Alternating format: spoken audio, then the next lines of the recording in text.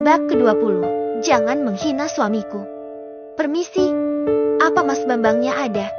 Tanya Siska pada kami, tapi pandangannya terus menelisik ke dalam rumah. Tante siapa? Rizka yang belum tahu siapa Siska, malah memanggilnya tante. Siska langsung menoleh pada Rizka, kemudian menatapnya tajam. Tante? Sejak kapan aku punya keponakan pembantu macam kamu? Siska malah mengira Rizka pembantu. Pembantu? Mending Jeti pembantu tapi sopan. Lah situ tante-tante tapi pamer barang udah kadaluarsa. Maksud kamu apa yang kadaluarsa?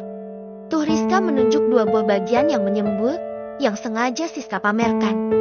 Kalau bukan barang kadaluarsa, pasti udah dijaga, nggak mungkin diumbar kayak gitu. Jangan-jangan malah beracun. Hue, kamu? Siska bersiap maju hendak melawan Rizka. Ada apa ini? Suamiku akhirnya keluar setelah mendengar keributan yang terjadi. Loh, kamu bukannya sekretarisnya Pak Indra? Mana Pak Indra? Mohon maaf Mas Bambang, saya yang akhirnya diutus ke sini. Pak Indra mendadak ada urusan. Perasaan waktu ketemu kemarin panggilnya Pak. Kenapa sekarang Jeti Mas? Oh, oke. Lain kali tolong konfirmasi dulu kalau mau ada pergantian orang yang datang. Suamiku sepertinya keberatan dengan kedatangan Siska. Silahkan masuk. Siska pun masuk dan berjalan paling depan sementara aku, suamiku, dan Rizka mengikutinya dari belakang. Dinda, jangan jauh-jauh, tetap bareng sama Kanda. Bisik suamiku. Nanti aku temenin, antar Rizka dulu ya. Jawabku lirih. Aku menggandeng tangan Rizka, kemudian membawanya untuk duduk bersantai di samping kolam renang. Feeling aku gak baik tentang perempuan itu. Kamu jagain tuh suamimu, jangan tinggalin mereka berdua. Semoga saja itu cuma perasaan Rizka. Iya, tadi suamiku juga minta buat ditemenin. Aku tinggal gak apa-apa. Santai, sana temenin suami kamu.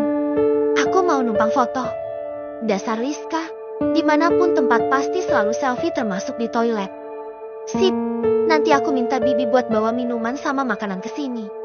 Setelah meminta pada At untuk membawakan minuman untuk Rizka juga untuk suami dan Siska, aku pun menemui suamiku di ruang tamu. Sepertinya memang benar ucapan Rizka. Ada yang tidak beres dengan Siska. Lihat saja sekarang. Dia sedang menunjukkan berkas di meja dengan posisi menunduk dan rambutnya sengaja dia taruh di belakang lehernya. Benar-benar dia mau pamer barang kedaluarsa. Aku sengaja berdehem agar mereka sadar dengan kehadiranku. Sini, duduk di sini. Suamiku menyuruhku untuk duduk di sampingnya. Perkenalkan, ini Seva. Nantinya dia yang akan mengurusi semua bisnisku. Suamiku memperkenalkanku pada Siska. Baiklah, ini draft perjanjian kontraknya. Silahkan dilihat dulu. Siska memberikan berkas pada suamiku. Permisi. Boleh aku pinjam kamar mandinya? Silahkan, tinggal jalan lurus nanti belok kanan, atau mau saya antar? Barangkali nanti Siskanya Sarjeti aku tawarkan untuk mengantarnya. Tapi malah Siska menolaknya dan memilih untuk sendiri saja. Dinda besok-besok harus mulai belajar bisnis ya. Kalau Kanda nanti udah nggak ada Dinda yang meneruskan bisnis Kanda. Nggak mau. Jawabku. Sekarang ada perasaan takut jika terjadi sesuatu dengan suamiku. Aku maunya kita selalu bersama. Titik nggak pakai koma. Maaf tuan, Nyonya, ini minumnya. Aku kemudian menyajikan 2 cangkir minuman di atas meja. Makasih, Bi. Temenku tadi udah dianterin minuman sama makanan. Sudah Nyonya, saya permisi dulu. Sementara dari belakang dapat aku lihat Rizka mengarahkan jempolnya kepadaku. Maaf, lama ke kamar mandinya, ucap Siska saat kembali dari kamar mandi. Mau setahun sekalian juga nggak apa-apa. Sekalian gantiin kelas kasihan dari dulu nggak pindah-pindah. Nggak apa-apa. Oh ya silahkan diminum. Aku mempersilahkan Siska untuk meminum minuman yang ada di meja. Tuan rumah juga dang. Masa aku sendirian minumnya? Karena Siska berkata seperti itu jadilah suamiku juga minum. Walaupun hanya seteguk. Sementara cangkir sisa langsung kosong. Haus apa gimana nih? Oke, draftnya saya pelajari dulu, nanti saya akan hubungi Pak Indra. Namun, bukannya menjawab Siska malah duduk gelisah. Dia bahkan mengibaskan rambutnya. Bibir bawahnya dia gigit, dan Siska terus menatap suamiku. Kanda, dia kenapa? Tanyaku heran. Mungkin salah minum obat, atau obatnya habis. Obat apa memangnya? Belum lagi suamiku menjawab, Siska sudah mendekati suamiku. Sayang, ayo, aku sudah nggak tahan. Siska mengucapkannya dengan mendesah. Bibi, Rizka, tolong. Siska sudah mulai bertindak di luar kendali. Dia menarik baju bagian leher suamiku. Suamiku yang kaget tak bisa berbuat lebih. Suamiku menepis tangan Siska, tapi kembali dia mengejar suamiku. Blazer yang tadi dipakainya kini dilepas dan dilempar entah kemana. Ya ampun, benar-benar Siska sudah seperti orang gila. Rizka yang datang justru tertawa. Rasain tuh, senjata makan tuan. Rizka dan kedua Ak kemudian memegang kedua tangan Siska. Bawa keluar. Serahkan sama satpam. Pastikan dia tidak kembali lagi ke sini. Mereka kemudian menyeret Siska keluar. Satpam membuka pintu gerbang, menyeret Siska yang terus memberontak, kemudian menutup kembali gerbangnya. Itu kenapa Siska bisa kayak gitu ya? Tanyaku. Ada yang tidak beres dengannya. Jawab suamiku. Memang. Dia tadinya mau jahat sama suami kamu, Fa. Untung saja tadi aku lihat. Jahat gimana? Aku mengajak Rizka untuk duduk di samping kolam renang agar obrolan lebih santai. Jeti, waktu tadi Bibi nyiapin minuman, Siska datang terus minta cangkir khusus sama Bibi. Begitu Bibi pergi, Siska menabur sesuatu ke minum suamimu. Nah, begitu Siska pergi, aku bawa minuman yang ada di cangkir Siska, terus aku ganti sama minuman suamimu. Jadilah seperti tadi. Syukurlah Rizka menyelamatkan suamiku dari jahatnya Siska. Tumben, otakmu pintar. Rizka itu selalu pintar. Kamu aja yang gak pernah sadar. Sebagai imbalan sudah menyelamatkan saya, kamu boleh minta apa saja. Suamiku memberikan imbalan atas jasa Rizka menyelamatkan suamiku. 3 permintaan gimana? Biar kayak jin. Tentu, asal diperolehkan sama istriku. Lagian kamu mau minta apa, Riz? Tanyaku. Pertama, besok aku minta antar ke salon yang katanya ada Bang Jimin. Yang kedua, aku minta bayarin, dan yang ketiga, aku minta traktir makan bakso. Suamiku yang mendengarnya hanya tersenyum melihat tingkah Rizka. Aku kira mau minta mobil, ternyata cuma minta kayak gituan.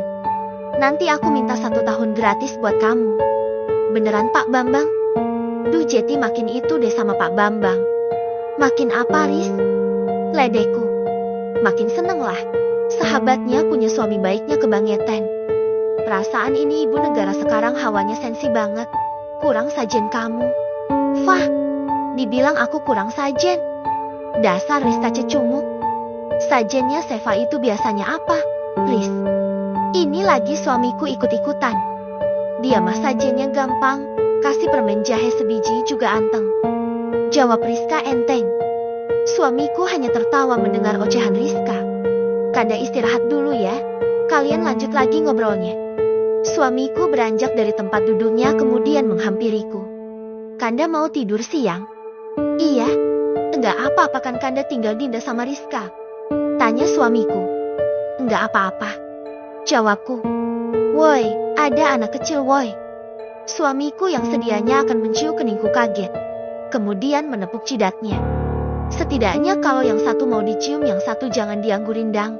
Masa cuma nonton? Dasar Rizka ahlak minus.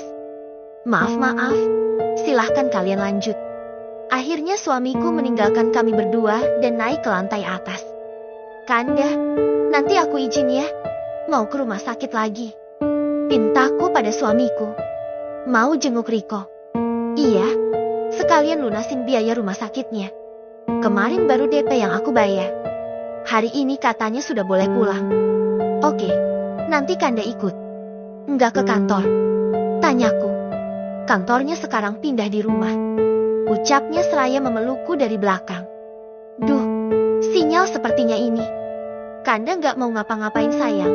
Cuma mau peluk istri aja. Aku berbalik dan menatap matanya. Kemudian melabuhkan kepalaku di dadanya. Pukul 11 kami meluncur ke rumah sakit. Sebelumnya kami membeli buah dulu untuk Riko. Gus, besok ajarin Nona Bos nyetir mobil ya. Ucap suamiku saat di perjalanan.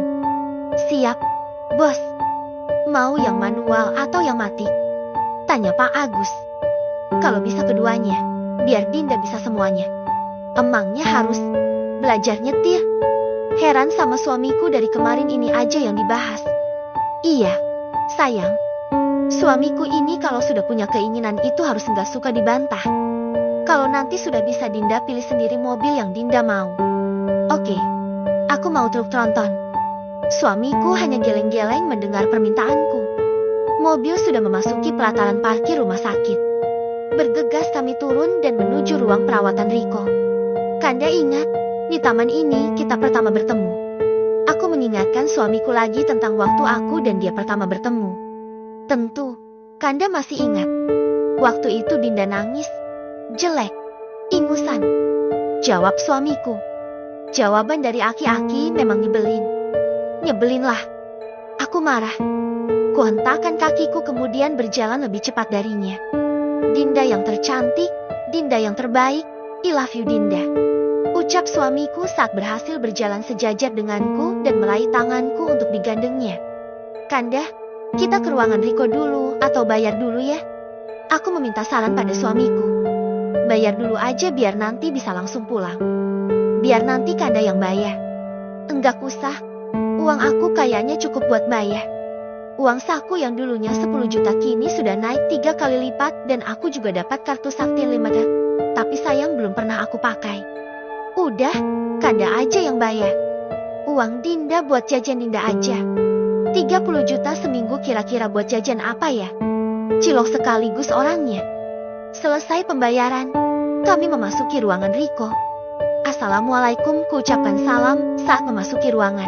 Terlihat Bude sedang berkemas sementara Mbak Susi hanya duduk dengan ponsel di tangannya. Waalaikumsalam, Mbak Susi langsung berdiri dan menyimpan ponselnya di saku.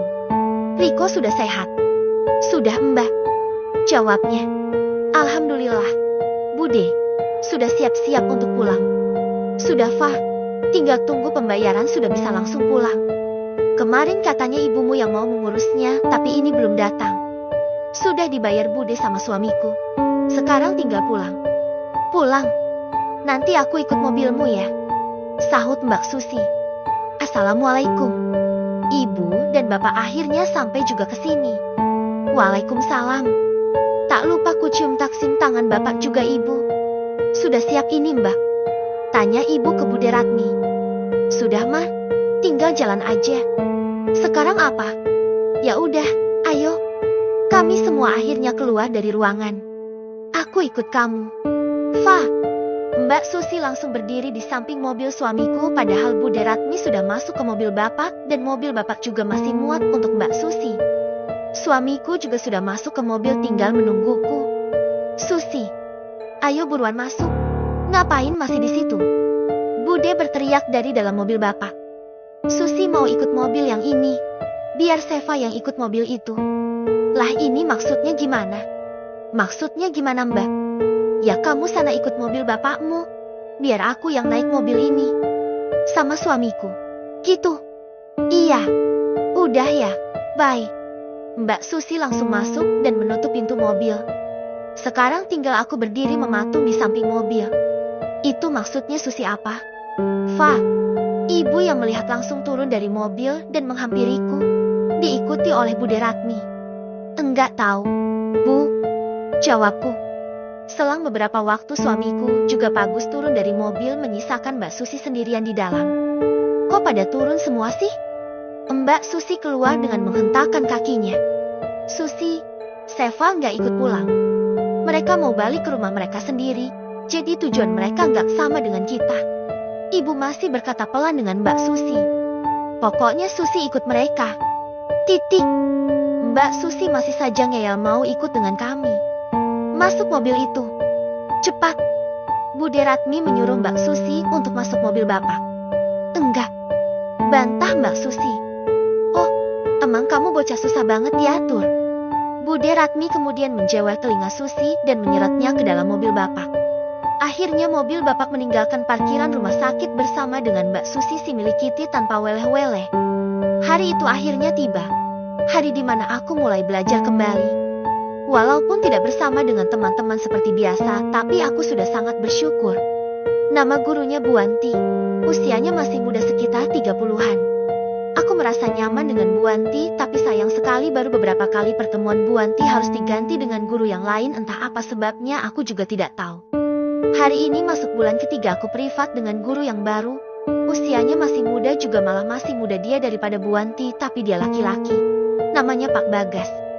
Sebenarnya aku merasa tidak nyaman dengan Pak Bagas. Seringkali di saat membahas pelajaran Pak Bagas malah bahas hal pribadi.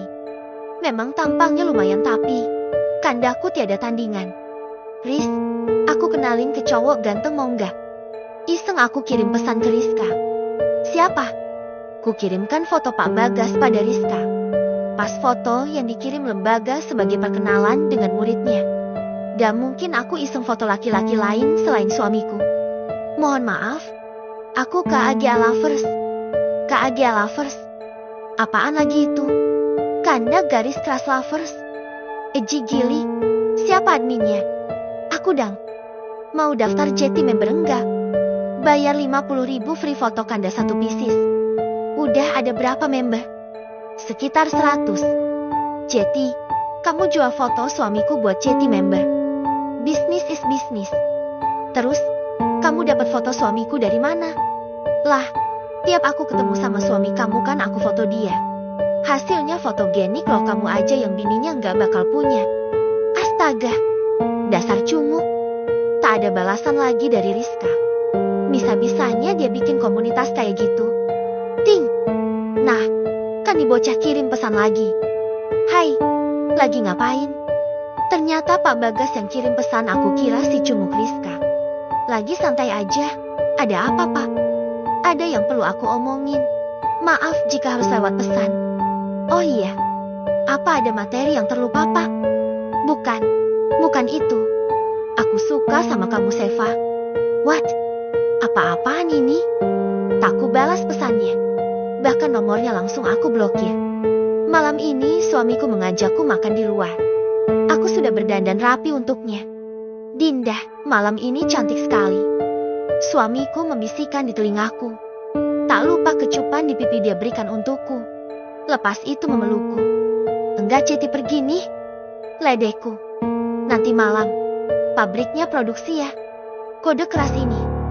Pukul 8 malam kami sudah sampai di restoran. Menikmati makanan yang tidak lebih enak dari nasi liwet buatan ibu. Jeti kangen ibu. Sudah hampir 2 minggu tak ketemu. Sayang, Kanda punya sesuatu untukmu. Suamiku menyerahkan kotak kecil berwarna biru. Apa ini? Tanyaku penasaran. Bukalah titahnya. Kubuka kotak kecil itu. Ternyata sebuah cincin putih dengan mata berwarna senada. Suamiku memakaikannya di jari manisku kemudian mencium tanganku. Aku mencintaimu, Dinda. Untuk sekarang dan selamanya. Kanda, aku ke toilet dulu sebentar ya. Ucapku saat selesai makan. Aku berjalan menuju toilet dan tiba-tiba tanganku ditarik oleh seseorang. Pak Bagas. Maaf, Seva, aku hanya ingin meminta jawaban darimu. Pak Bagas meminta jawaban tentang ungkapan rasa sukanya padaku. Maaf Pak Bagas, hubungan kita hanya sebatas guru dan murid, tak lebih dari itu. Dan bukankah Pak Bagas tahu kalau aku sudah punya suami? Tegas aku menolak Pak Bagas. Suami tuamu. Ayolah. Aku tahu kamu hanya mengincar hartanya. Kita bisa jalin hubungan diam-diam dan kamu bisa terus menikmati harta suamimu. Tentunya aku bisa berikan kenikmatan yang lebih lama daripada suami tuamu yang aku yakin hanya bertahan 5 menit di ranjang. Plak. Tangan kananku refleks menampar pipi Pak Bagas. Berani sekali dia menghina suamiku. Dengarkan aku Pak Bagas yang menjijikan. Aku mencintai suamiku murni dari hatiku. Mulai sekarang jangan lagi datang ke rumah. Akan aku bilang pada suamiku untuk mengganti Anda dengan orang yang lebih terhormat. Dadaku bergemuruh menahan emosi yang meledak. Ayolah, nggak usah munafik. Pak Bagas justru memegang tanganku. Dinda, ada apa ini? Kan